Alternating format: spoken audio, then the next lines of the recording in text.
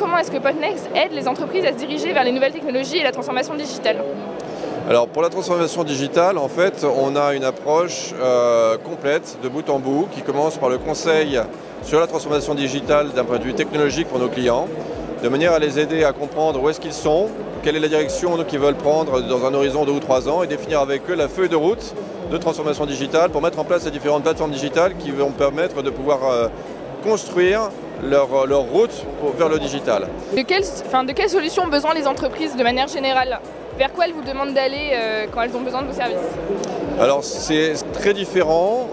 Généralement, il y a toujours une problématique de clarté quant à la feuille de route dont ils ont besoin pour se transformer, parce que les besoins des métiers évoluent très vite.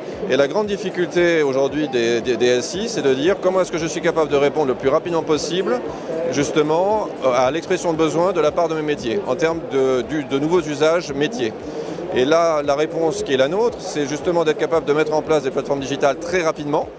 On peut mettre une plateforme de type Big Data par exemple, Hadoop as a Service ou autre en 3 mois ou 4 mois maximum. Et après de leur dire, écoutez, quelle que soit l'évolution que va avoir votre métier, que ce soit en termes de capacité ou en termes de fonctionnalité, Hewlett-Packard Enterprise sera capable, et Pointnext sera capable de pouvoir vous aider à faire cette évolution, quelle qu'elle soit. Parce qu'il y aura un premier cas d'usage, puis il y en aura un deuxième, puis un troisième. On ne sait pas si cet usage sera très important. Peut-être que ça sera un loupé de la direction commerciale ou de la direction marketing, ou au contraire quelque chose qui prendra et il y aura des milliers, voire des dizaines de milliers d'utilisateurs, et il faudra être capable de pouvoir prendre en compte cette croissance. Et ça, c'est ce que l'on propose. Et est-ce que c'est la rapidité qui est l'innovation en fait dans votre solution de conseil, ou c'est vraiment l'approche générale?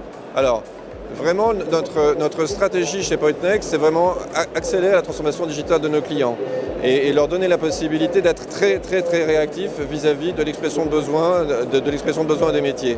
Et je pense que la nature même du digital, c'est de pouvoir tester.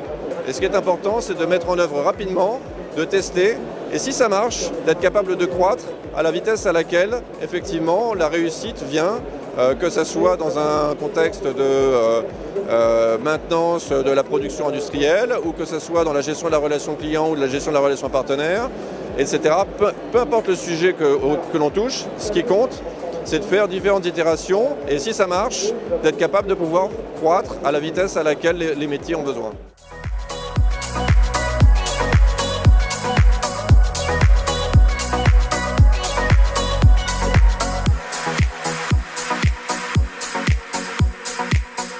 Comment est-ce que vous pouvez expliquer que l'IoT aide les performances des entreprises?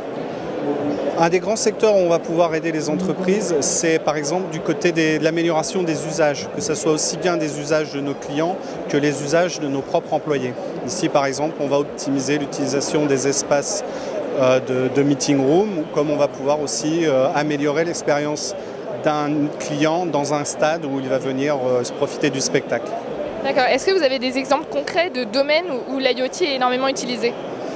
Alors justement dans les stadiums, où ça c'est un des grands points en développement, mais aussi on va retrouver beaucoup maintenant dans les villes, les smart cities, on va aussi le retrouver dans les bâtiments connectés, on va aussi les retrouver dans l'industrie pour améliorer les processus industriels. D'accord, donc vraiment tous les domaines sont touchés par l'IoT. Absolument, c'est vaste et encore inexploré, c'est vraiment un espace en devenir qui reste à explorer. Justement, il y a quelques années, c'était vraiment le boom de l'IoT, tout le monde en parlait, et là on a l'impression que c'est un petit peu retombé. Est-ce qu'on peut craindre une absence d'avenir pour l'IoT ou pas du tout? Non, il n'y a aucune crainte. On parle de plus de 20 milliards d'objets à connecter d'ici quelques années. Donc en fait, encore une fois, c'est que c'est un monde très vaste qui va générer beaucoup d'informations. On n'a peut-être même pas encore tellement d'idées quant à quoi faire de cette information, comment l'exploiter au mieux pour le bien de tout le monde.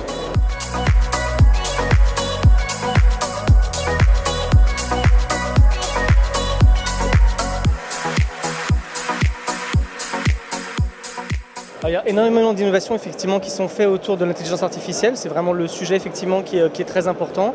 On retrouve des innovations tant d'un point de vue service pour essayer d'accompagner nos clients à définir quelle est leur stratégie d'IA. On a aussi des innovations en termes de comment est-ce qu'on peut partager notre expertise et former nos clients sur ces nouveaux environnements et quels sont les cas d'usage qu'ils doivent déployer. Ensuite, d'un point de vue purement technologique, on va arriver avec des systèmes qui sont optimisés déjà pour faire l'intelligence artificielle et vraiment permettre à nos clients d'expérimenter l'intelligence artificielle dans un premier temps et ensuite dans un second temps de passer dans des environnements de production. Après, ce qu'on va aussi fournir, ce qu'on peut aussi beaucoup retrouver, c'est vraiment de l'expertise au sens le plus large. Comment est-ce qu'on peut aider nos clients avec des blueprints, avec des architectures de référence pour créer une solution spécifique d'intelligence artificielle pour leur cas d'usage. Est-ce que vous pouvez donner des exemples de secteurs qui utilisent notamment l'IA ? L'IA, on va le retrouver dans absolument tous les secteurs. Ce qu'il faut bien comprendre, c'est qu'il y a 5 grands cas d'usage qu'on va retrouver. Alors on a la simulation, on a la gestion préventive, on va retrouver la recommandation, l'analyse du langage et la classification d'images. Ensuite de là, on peut imaginer absolument tous les cas d'usage pour l'ensemble des verticaux, l'ensemble des industries.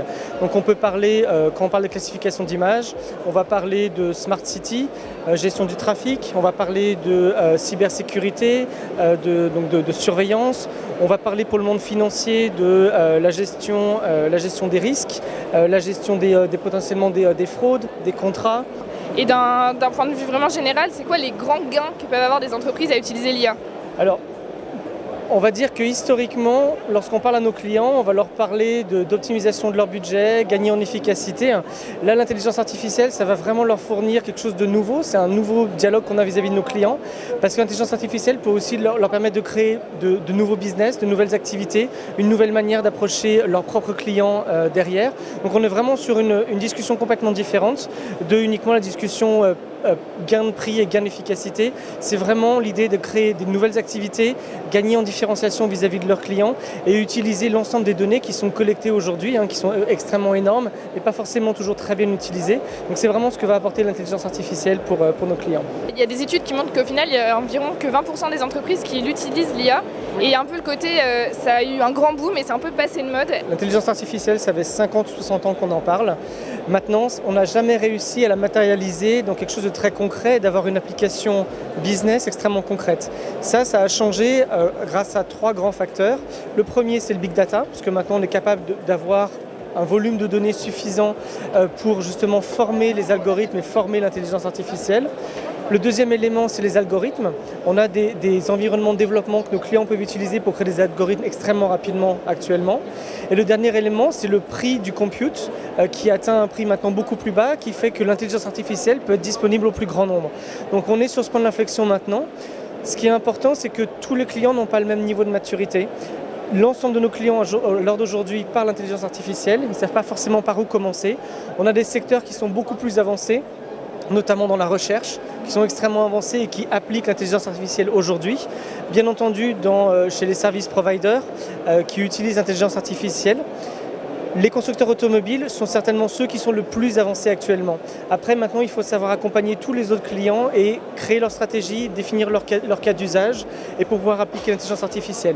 Toutes les projections que nous, on a en tant qu'HPE montrent que le boom est à venir et on estime que l'intelligence artificielle et le machine et le deep learning sont destinés à tripler dans les 2 prochaines années.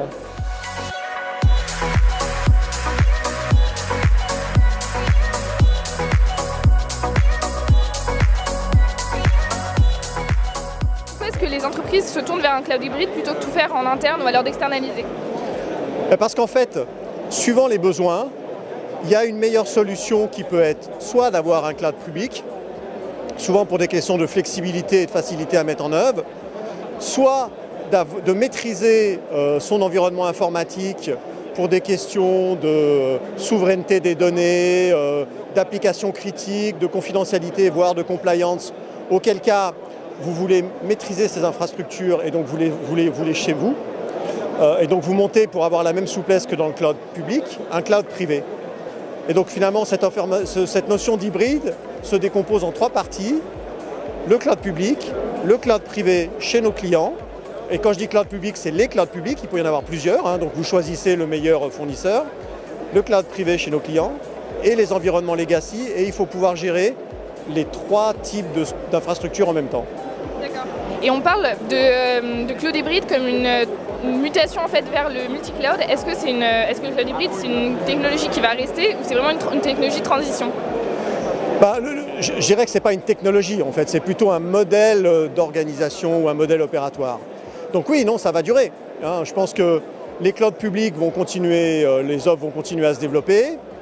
Le cloud privé, pour les raisons que je citais tout à l'heure, vont aussi continuer à se développer parce que le besoin d'informatique de nos clients, il fait que croître. Il y a de plus en plus de l'informatique, c'est partout maintenant. Donc le besoin global, il croît. Et donc où est-ce que vous allez trouver les ressources pour répondre à cette demande? Et bien voilà, en privé, en public, et puis aussi avec les environnements legacy. Hein. Non, donc je pense que ça va continuer, mais ce n'est pas une technologie, c'est un modèle finalement opérationnel pour trouver de l'énergie informatique au meilleur endroit.